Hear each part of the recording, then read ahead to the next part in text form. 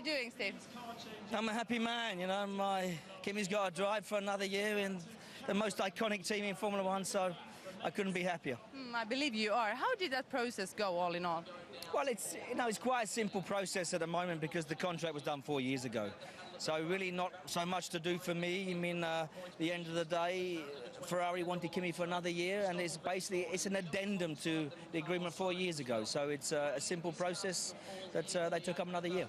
So you mean decisions was made between Kimi and Ferrari 4 years ago?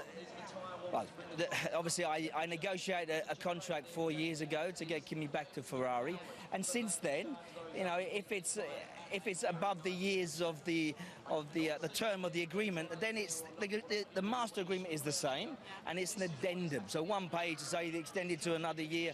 So the main deal was done 4 years ago, basically. So basically only to change the dates and the years. Basically, yes. Don't sell me too cheap, but yeah. Steve, what is your role at the moment? I mean, is Kimi selling himself? Look, at the end of the day, my role isn't what it used to be. You know, I'm here if Kimi needs me. Obviously, he's an experienced man in Formula One, and so, like I say, I don't go to all the Grand Prix now. I only go to 3 or 4 if I'm needed, you know. And I come here as a fan, but I look always out for Kimi and see what he's doing on the track if I'm not here. So do we.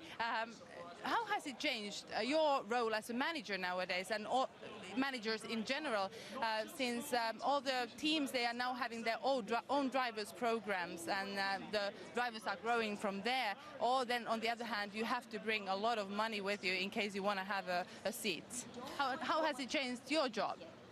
Well, fortunately, Kimi had the talent where he didn't have to bring the money, and things were different years ago as well. But Kimi was, if you think about when he entered into Formula One, he was one of those standout drivers. So, you know, like people talk about Max Verstappen now. So those type of drivers, I say everybody wants. And it's not really related to money, it's more related to what they can bring performance-wise. Yeah, but if we think about the other managers as well, has the job really changed because of the times? Well, if you think about it, if I was bringing a new driver through right now, of course it would change. Yeah. You know, now you need to look for a big sponsor to support the driver to get him into Formula One. You can never get him into these type of teams. This is where they earn their credit from doing a great job in the lesser team. So, but yeah, it is more difficult now because the climate is different. Can you talk about money? How much he signed for? I never talk about money, so no.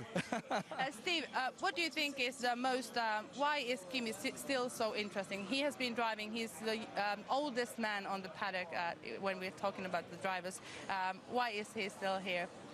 Well, basically, Kimi's still here because the team believe he brings a great deal to them as a team. And at the end of the day, if they didn't believe that, he wouldn't be here. So it's purely related to his experience. Obviously, he has a big factor in that, and obviously his performance. They still believe that Kimi can deliver. Thank you so much. Thank you, and enjoy the race. Now you don't have to work, so that's good. Thanks, Steve.